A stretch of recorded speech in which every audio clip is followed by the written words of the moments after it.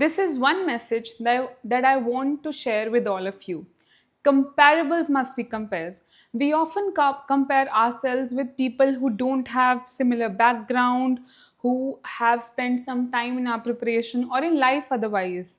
So we should not compare ourselves with others. We should compare ourselves with us only. ठीक है?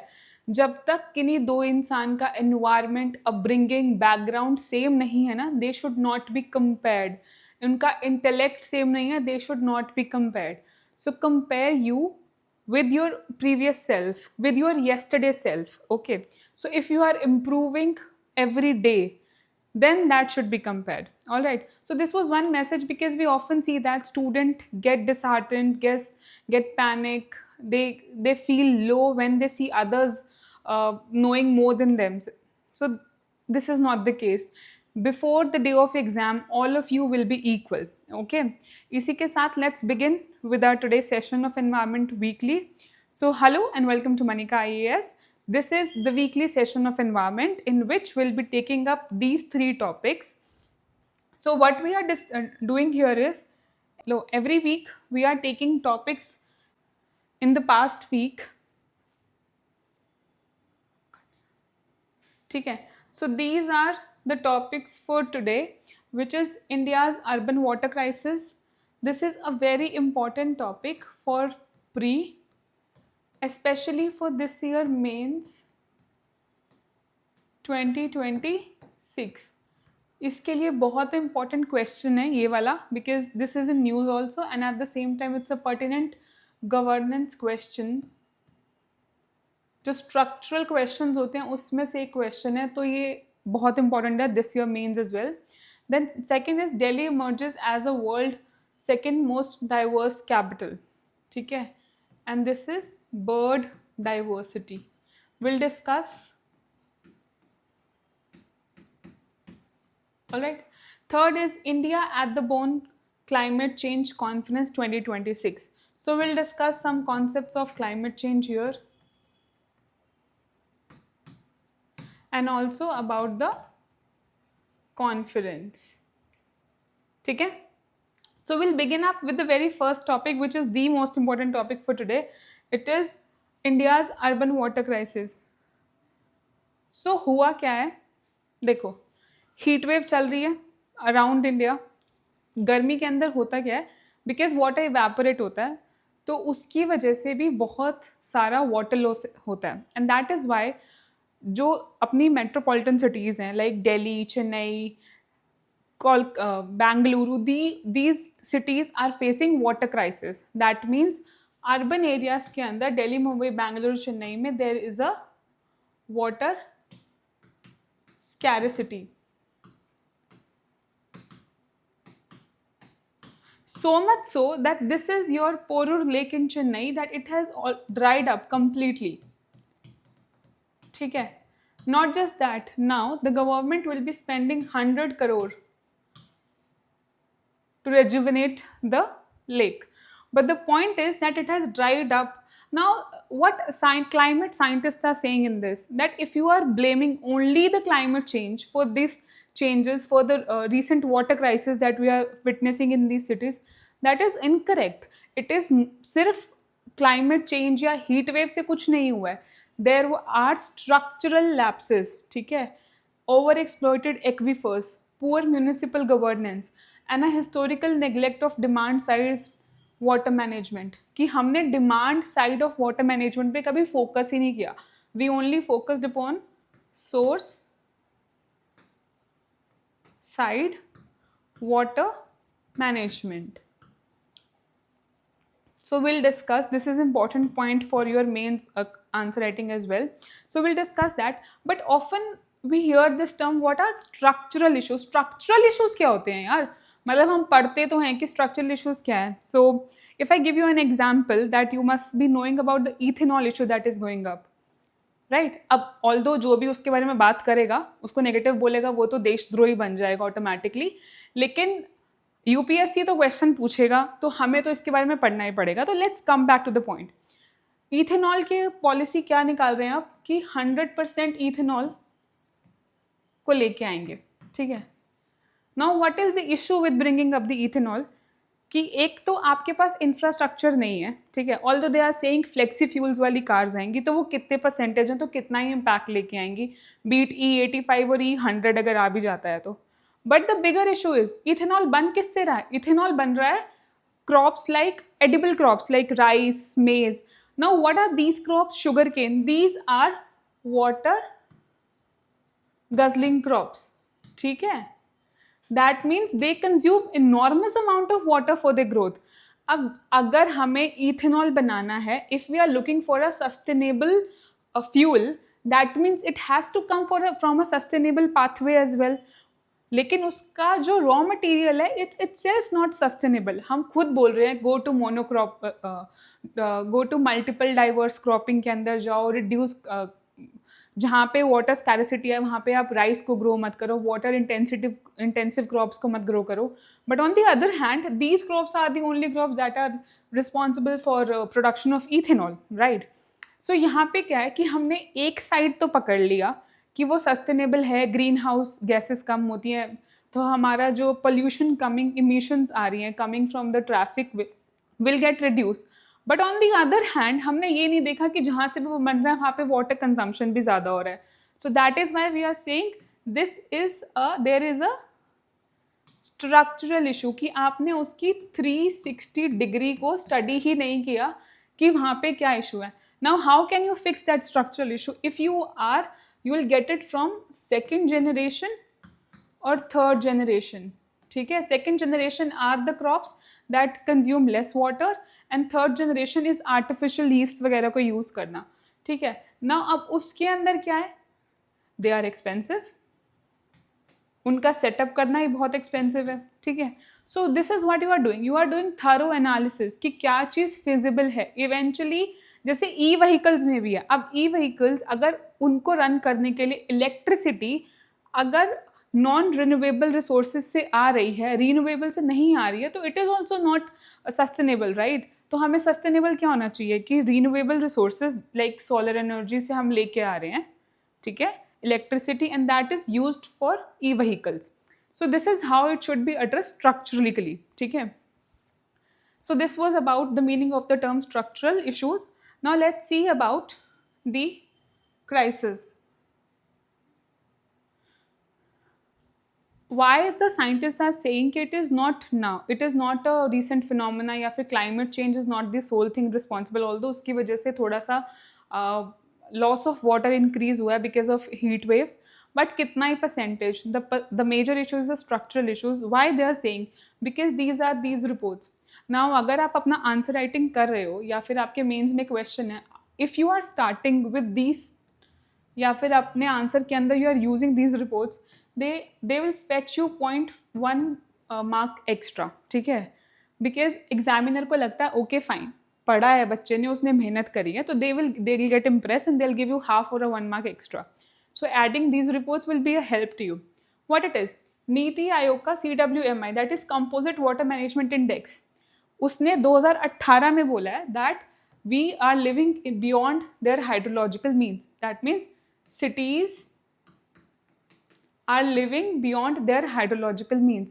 That means the consumption of water is excess than the availability of water. ठीक है, then जल शक्ति ministry का data है, खुद ministry का ही डेटा है, dynamic ground water resource assessment, they see severe over saturation and depletion of underground aquifers. ठीक है, कि डिप्लीशन है अंडरग्राउंड एक्विफर्स की बहुत ज़्यादा और ओवर एक्सप्लोटेशन है. मतलब जैसे आपने हमारे घरों में देखा होगा, आमतौर पे घरों में क्या होता है, सबमर्सिबल्स होते हैं या फिर हैंड पंप्स लगे होते हैं. विलेज एरिया में जाओगे तो व्हाट आर द वाटर कहाँ से आ रहा है उसके अंदर? ग्राउंड वाटर है ना.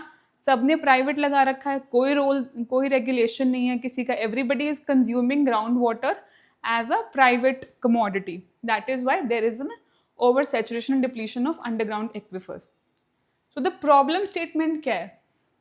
That municipal and state authorities they treat summer drought as an isolated event. मतलब every year they are treating कि जो समर का अभी वाला जो है, हम फिक्सेशन पे काम कर लेते हैं, will address this now only. ठीक है, लेकिन एक लॉन्ग टर्म स्ट्रक्चरल प्लानिंग करके इशू को एड्रेस नहीं करना. फॉर एग्जाम्पल अगर विंटर्स के अंदर एयर पोल्यूशन हो रहा है तो पूरा समर्स तो हम चुप रहेंगे, लेकिन विंटर्स में आके हम बोल देंगे कि अब पटाखे मत जलाओ, अब ऑड इवन कर लो, अब वर्क फ्रॉम होम कर लो, ताकि बस मैनेज कर लो, किसी तरीके से जुगाड़ पे चल लो, लेकिन जो स्ट्रक्चरल इश्यूज हैं उसको फिक्स नहीं करेंगे, ठीक है।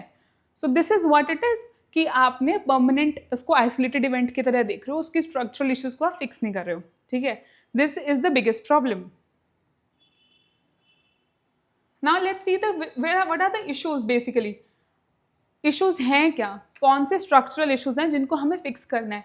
Dilapidated distribution. First, distribution pipelines पुराने हैं, लो क्वालिटी मटेरियल है, दे आर लीक्स, और उन लीक्स को एड्रेस नहीं किया जाता, ठीक है. This is one thing.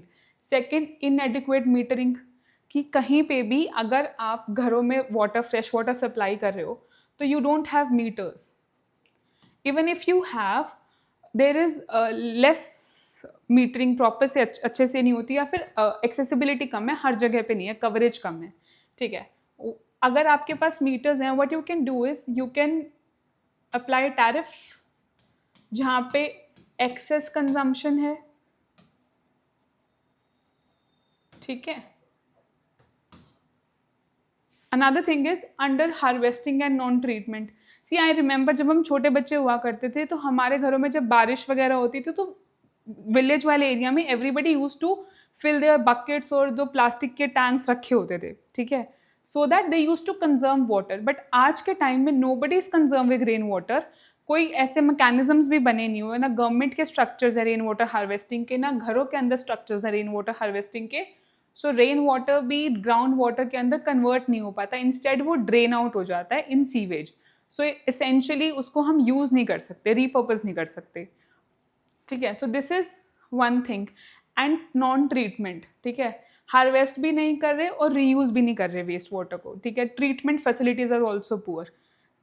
Can you see this, this is example of rain water harvesting that use to happen. And यहाँ से फिर पानी जा रहा है अंडरग्राउंड. अगेन आपके पास वेस्ट वाटर ट्रीटमेंट पम्प्स कम है. तो this is one thing. These are the three major structural issues that needs to be addressed in order to address the current crisis of water in cities. ठीक है. Now, what are the 5 solutions? These are the 5 solutions that are there. First is treating and reusing wastewater. ठीक है, कि आपका जो waste water है उसको आप यूज़ करो, ट्रीट करो. से फॉर एग्जाम्पल, हर घर के अंदर आज की डेट में आरओ लगे हुए हैं, ठीक है. To get 1 glass of fresh water, equal amount of water get wasted. But that water जो निकलता है उसको रीयूज़ भी नहीं करते. अगर हम घर में भी ये हैबिट अपनाएं कि हम जो वाटर निकल रहा है उसको सफाई के लिए रीयूज़ कर लें, तब भी कुछ बेनिफिट हो जाएगा, ताकि जो हमारे घरों में फ्रेश वाटर आ रहा है उसकी कम यूजेज हो सके. लेकिन वो कहाँ जाता है, डायरेक्ट सीवेज के अंदर. वो डायरेक्ट सीवेज के अंदर चला जाता है, उसको रीपर्पस भी नहीं करते, रीयूज़ भी नहीं करते. Now this is a micro scale. अब मैक्रो स्केल पे भी ये सारी एक्टिविटीज हो रही हैं, ठीक है. So this is one issue. इसका सोल्यूशन क्या है कि you get decentralised waste water treatment plant, ठीक है. सीवेज कलेक्ट हो, फिर डिसेंट्रलाइज सीवेज ट्रीटमेंट प्लान हो, and then you use the treated water. If not for drinking purposes, it can be used for various other purposes, like आप अपने agriculture में use कर सकते हो, इंडस्ट्रीज़ के अंदर यूज़ कर सकते हो, इंडस्ट्रियल कूलिंग के अंदर, कंस्ट्रक्शन एक्टिविटीज़ में यूज़ कर सकते हो. At least some amount of water can be conserve. Ground water use नहीं होगा ज़्यादा, ठीक है. So this is one. Second is aggressive rain water harvesting. How do we do the rain water harvesting? Rain water harvesting, as I mention, कोई ऐसे systems नहीं बने हुए. कोई घर भी बनाते हैं तो उसमें it is never paid attention to. So what they are saying, if you will enforce strict rainwater harvesting mandate for all the residential and commercial buildings beyond rooftops, cities, this can be very helpful. So one is rainwater harvesting, which is as personal level, जो हम individual level पे कर सकते हैं घरों के अंदर, ऊपर छतों पे या फिर commercial buildings में. Another thing is as a society, ठीक है, as a state, what the government can do is to create sponge cities. What are sponge cities? We'll discuss. This is a classic case study of China. We'll discuss after this. So this is one thing. Now, if you can see, this is permeable pavements. This is one concept of your sewage spawn city, कि आपके जो pavement है वो permeable होने चाहिए ताकि water directly जाके underground जा सके वहाँ पे, ठीक है. Now third is plugging non revenue leaks. 30 to 50% of pipe water in Indian cities lost due to transit because dilapidated condition है, हमने जैसे अभी डिस्कस किया था. 30 से 50% पानी, that's not less amount, that's almost half of the water get wasted, ठीक है. So this is known as non revenue water. Now these are the terms that you, if you use in your answers, now will give you, fetch you those extra marks. 2, 2.5 या 3 से 4.5 या 5 तक जाने का in a 10 marker answer. This is the difference. If you are using the reports, if you are using some key terms, if you are using examples. एक generic answer को first class answer ये 3 चीजें बनाती हैं. तो if you are using these terms it will upgrade your answer. Okay. Then upgrading distribution network using smart metering, IoT based leak detection, sensors, regular infrastructure audits. इन सब के through आप smart metering के through you can actually control की. देखो जब तक metering नहीं होगी ना आपको ये पता नहीं चलेगा लॉस कहाँ पे हो रहा है, एक्सेस यूसेज कहाँ पे हो रहा है. किसी भी लीक्स को, किसी भी लॉस को अगर आपको कंटेन करना होता है, what is the very first thing that you have to do, you have to calculate, identify हो कहाँ पे रहा है. जब तक आप उसको आइडेंटिफाई नहीं करोगे तो आप उसको करेक्ट कैसे करोगे, ठीक है. फॉर एग्जाम्पल अगर कोई बंदा बीमार होता है the very first thing is diagnosis, right. आपको डायग्नोस तो करना ही पड़ेगा ना कि कहाँ पे हो रहा है. जब तक डायग्नोस नहीं होगा तब तक ट्रीटमेंट नहीं होगा. This step is important for diagnostic purposes, ठीक है. Metering is very important. आप अब तो we have tech enabled machinery and everything, so we can do that easily, right. Then participatory groundwater management. As I discussed, जितना भी ground water in homes is used as a private resource, ठीक है. हर घर में submersible लगे रहते हैं which takes out, या फिर hand pumps which take out the ground water. So if you can do make a system, mandatory system कि प्राइवेट की जगह you have community pools, community aquifers, जहाँ से आप यूज़ कर सकते हो money water, and at the same time आप उस पर भी मीटरिंग कर दो, सो यू कैन आइडेंटिफाई कि कौन एक्सेस यूज़ कर रहा है, कौन कम यूज़ कर रहा है, ठीक है. And then you can control the usages itself. This is one thing, ठीक है. Second, fifth is demand side management and pricing. So basically how do you, what is demand side management. Demand side management is कि जब घरों में आ रहा है सो वहाँ पे आप आइडेंटिफाई करो कि कौन एक्सेस यूज़ कर रहा है, कौन वेस्ट कर रहा है. तो आपकी फ्लेक्सी टैरिफ आप इम्पोज कर सको. से फॉर एग्जाम्पल अगर किसी का 0 to 10,000 कंजम्पशन है लीटर्स पर मंथ, तो उस पर आप टैरिफ मत लगाओ, या बेसिक नेसेसिटी है या फिर मिनिमल लगा दो. Then you increase with increasing consumption. जहाँ पे बहुत एक्सेस पानी का वेस्टेज होता है, बिकॉज बहुत घरों में ऐसा होता है कि बहुत सारा पानी ऐसे ही वेस्ट करते रहते हैं. टैप्स आर ऑलवेज ओपन, जैसे हमें बचपन में सिखाते थे, while doing your brush do not leave your tap open, washing utensils do not leave the tap open, या फिर while watering plants excess water मत ओपन छोड़ो उस चीज़ के लिए, ठीक है. So this is one thing that can be done. These are the 5 suggestions या फिर steps that can be taken to improve urban water management, ठीक है. Now this is about the case study of China Spawn City. But before that, these are permeable pavement. ये आपके pavement blocks हैं. यहाँ पे आपने permeability या फिर grass वगैरह, ठीक है, so that water seeps in inside. And this is how the structure will look like. यहाँ पे आपकी concrete हो गई. This is permeable pavement. And then open graded bedding course. Open graded, ठीक है. पोरस मटेरियल यूज़ करना है यहाँ पे ताकि स्ट्रेंथ में भी प्रॉब्लम ना आए, लेकिन पोरोसिटी की वजह से वाटर सीप इन होके ग्राउंड वाटर के रिचार्ज में चला जाए, ठीक है. This is the purpose.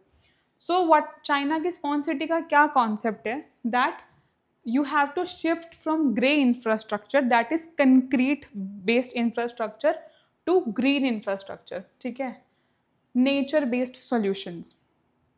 All right. तो जैसे एग्जाम्पल्स हैं मुंबई और बेंगलुरु के अंदर, that they are lake restoration process are going on, but that is just a small step. We have to convert entire infrastructure into such a phenomena that they become into green infrastructure. I'll show you the spawn city. Now this is what a spawn city look like.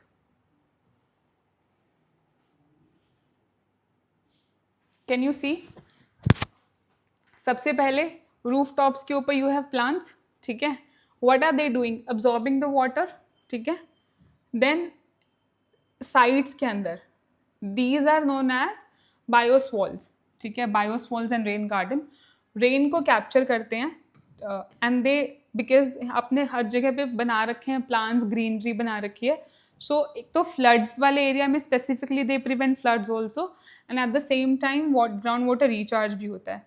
These are retention ponds. Temporarily अगर excess water है कि capacity से ज़्यादा है, access rain हुई है, तो एकदम से जा भी नहीं सकता.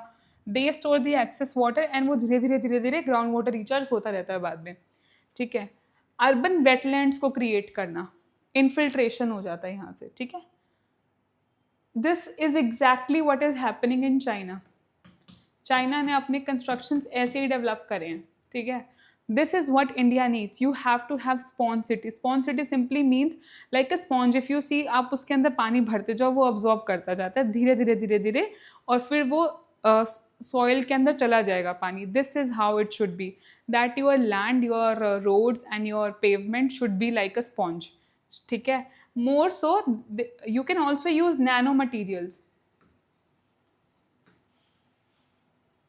There are certain nanomaterials that provide porosity to the concrete, like I think it's carbon nanotubes. They provide porosity. If you are using them in construction of roads, तो they are permeable and they allowed it कि पानी seepage होके सीधा ground water recharge के अंदर assist कर सके, ठीक है. Now, if you have to conclude, what are the concluding remarks? See, the core governance issue is supply versus demand, ठीक है. So basically Mir Shah committee है जिस 2016 में, उन्होंने बोला independent India's water policy has historically obsessed over augmenting supply, कि हम supply को करेक्ट करेंगे, building dams, digging deeper borewells, increase करने के ऊपर था. कभी भी उसको कंट्रोल या चेक करने के बेसिस पे नहीं था, ठीक है. So you need to ensure food, the purpose was to ensure food security because at that time food security was a major threat. But इतनी population बढ़ गई है, now you have ignored completely demand side management, कि आपने excess wastage को कभी track ही नहीं किया है. That is what is hurting India right now, and that is what we have to take control of. So initiatives, Atal Bhujal Yojana have taken steps to manage agriculture waste demand, but urban India के अंदर बिल्कुल scientific analysis pending है. तो rural India में तो because वहाँ पे agriculture होता है, you have still decided to maintain the agriculture water usages, but not in the urban area which needs policy decision making, and you need to take scientific analysis of household and industrial water usage, ठीक है, so that you can prevent the wastage of water by the affluent sections of the society. All right, so this was about urban wastewater issue, which is very critical, and most of the urban cities are nearing zero groundwater. That is a bigger threat. So these are kind of decisions that should be taken up, and these are kind of questions that is where that UPSC will be asking. Okay, so be thoroughly prepared. Next is your now Delhi has emerged as the world's second most bird diverse capital after Nairobi in Kenya. So Delhi के अंदर पहला ऐसा Atlas release किया गया, record किया गया, जहाँ पे they identified that India Delhi is the second most bird diverse national capital in the world, ठीक है. First is Nairobi and Kenya. So what are the key points? It was the first ever atlas, ठीक है. Second, it is a citizen science initiative. These are the pointers for your pre specifically, ठीक है. Citizen scientific initiative है, मतलब citizen scientists have also participated in the atlas making, ठीक है. तो किया किसने? Delhi Forest Department with Bird Count India and WWF India. This is very important for you to remember, ठीक है. Now, what is the significance? Significance, it provides critical baseline. Once you have data, as we've discussed in the previous slide also, previous topic also, कि basic data या monitoring is important in order to improve the things, right? जब तक आपको issues नहीं पता आप improve नहीं कर सकते, जब तक आपको डेटा नहीं पता तब तक आप इम्प्रूव नहीं कर सकते. So this is important to for monitoring urban biodiversity. अगर आपको पता ही नहीं है कितने हैं तो how will you monitor the biodiversity? So that is why. And habitat health के लिए, so what are the outcome? There are about 471 species of birds in Delhi, ठीक है, and it is excluding 22 species. तो 22 स्पीशीज और थे जो 1975 के पास दिखे नहीं. सो दिस ऑल्सो शोज कि शायद ये 22 स्पीशीज एक्सटेंट हो चुके हैं, ठीक है. वन ऑफ द 221 स्पीशीज, तो 2025 और 26 की साइकिल में 221 स्पीशीज दिखे थे, जिसके अंदर से 126 were resident and 81 were migrants and 14 were summer migrants, ठीक है. Now the important point here for you to understand from your exam point of view is not the data itself, ठीक है. कैन बी, मतलब ये वाला point और ये वाला पॉइंट पूछ सकते हैं, but what you need to know is Delhi के अंदर इतनी ज़्यादा डाइवर्सिटी है क्या? What is it in the geography of Delhi that it is that diverse, that it is the second most diverse city, ठीक है. Delhi lies at the intersection of a ridge, a river, wetlands, mountains, and migratory pathways. ठीक है. So these 5 things collectively, that means geography is so enriched that you have 5 kind of geography. Ridges हैं, that is your Aravalli ridge. Then you have river, Yamuna river. Then you have wetlands, जैसे सुल्तानपुर है, Sultanpur bird sanctuary, which is the Ramsar site as well. Sultanpur bird sanctuary. Now this is in NCR region. ठीक है. So this is also a Ramsar wetland site, and there are 3-4 more. Then you have mountains. It is proximity to Western Himalayas, and then migratory pathway. So Aravalli क्या करती है? They act as a natural corridor that bring Western Indian arid zone and scrubland species into capital. So what kind of landscape it is providing? It is arid zone and scrubland species, ठीक है. Native shrubs, small mammals, reptile and birds, ठीक है. Then second is your Yamuna and Sahibi floodplains. Provide a crucial refuge to water birds, waders and winter migrants, ठीक है. Third is your proximity to Western Himalayas. So they support seasonal altitudinal migrations like bar-headed goose, ruddy shelduck, northern pintail and common pochard. So आपको याद करने की जरूरत नहीं है. What you have to remember is the reason behind it, because it sits in the intersection of all this. This promotes the biodiversity. जितना ज़्यादा आपका डाइवर्स लैंडस्केप होगा उतनी ही बायोडाइवर्सिटी ज़्यादा होगी, ठीक है.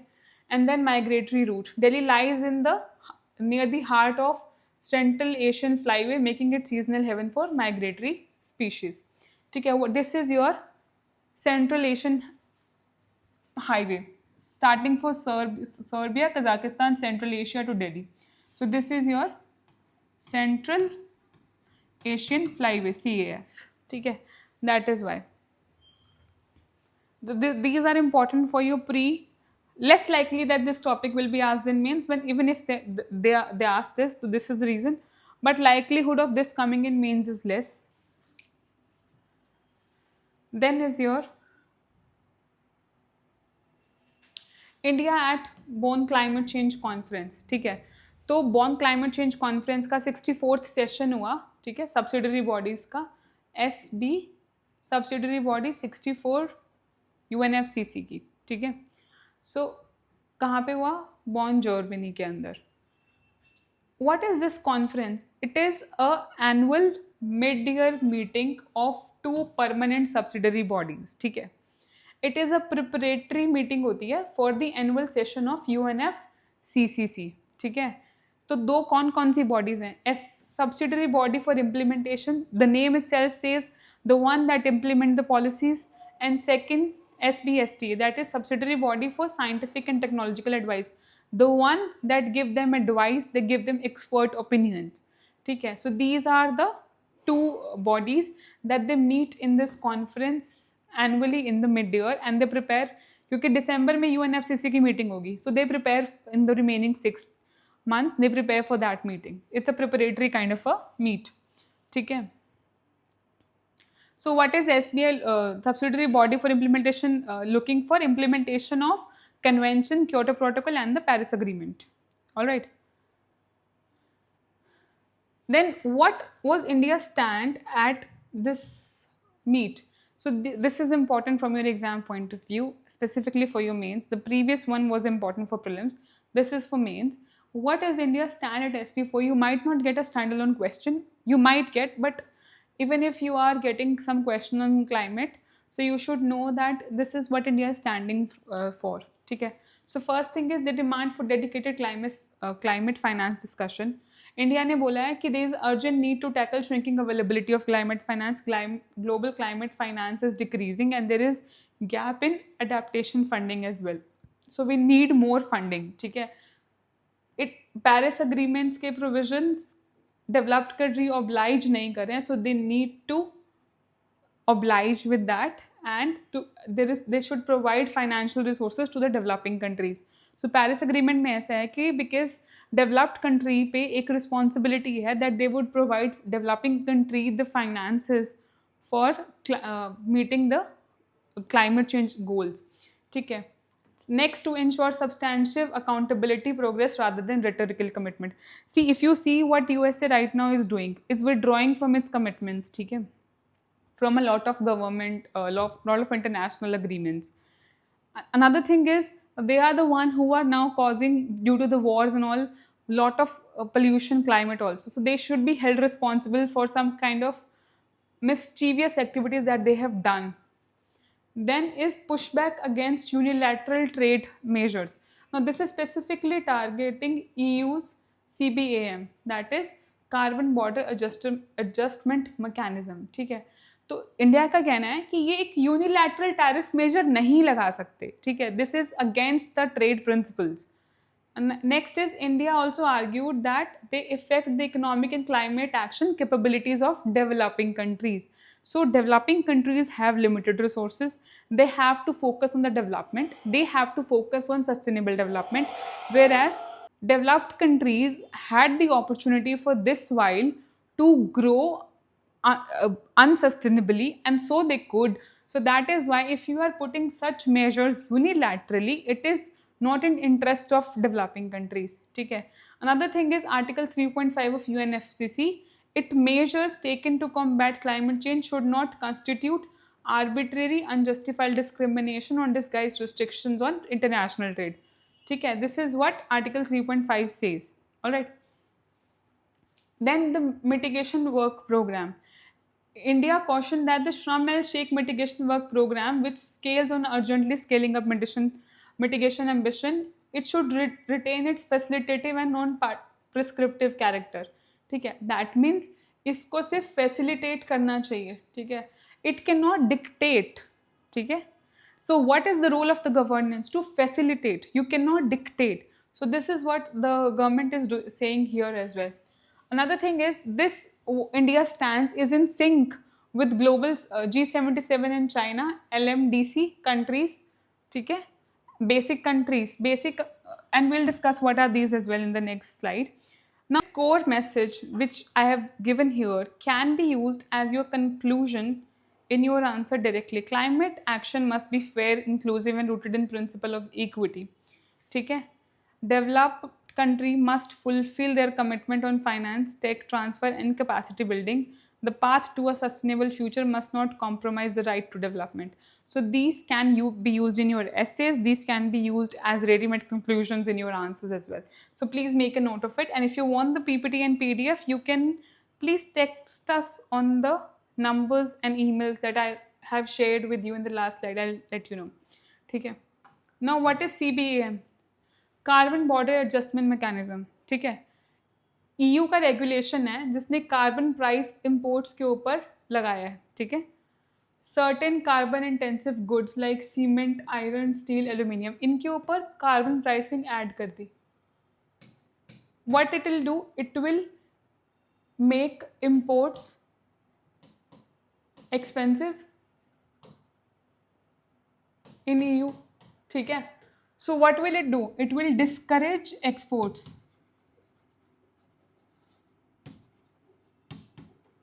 ठीक है, this is one thing. Now इसको India as an unfair trade barrier देखता है. ठीक है, कॉमन बट डिफरेंशिएटेड रिस्पॉन्सिबिलिटी के अंदर it is violating the principle. ठीक है, because this will impact the development of the developing countries. Then basic block क्या है, it basically Brazil, South Africa, India and China की एक ग्रुपिंग है. They are newly industrialized countries, Brazil, South Africa, India and China, and they jointly negotiate the climate deals. ठीक है, LMDCs is again like-minded developing countries. It's a coalition of about 24 to 25 developing countries. ठीक है, which constitute about 50% of the world population. So definitely India, China are a part of this. Okay, so this is what you need to know. This is again for a negotiation with the UNFCCC. Now let's see the mains practice question. See, I have given these two questions. You please write the answers. We have already discussed what is the issue.